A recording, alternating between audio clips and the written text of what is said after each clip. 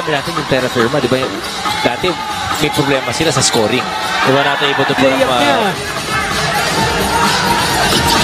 Richie in and out.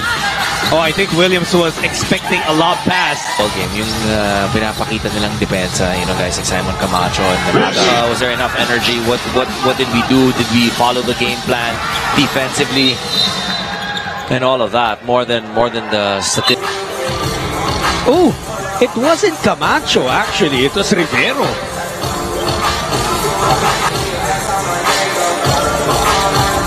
Ang matindi doon, nabato pa ng bola si Richie. I think that was inadvertent naman, di naman sadya. Regular foul on Richie Rivero.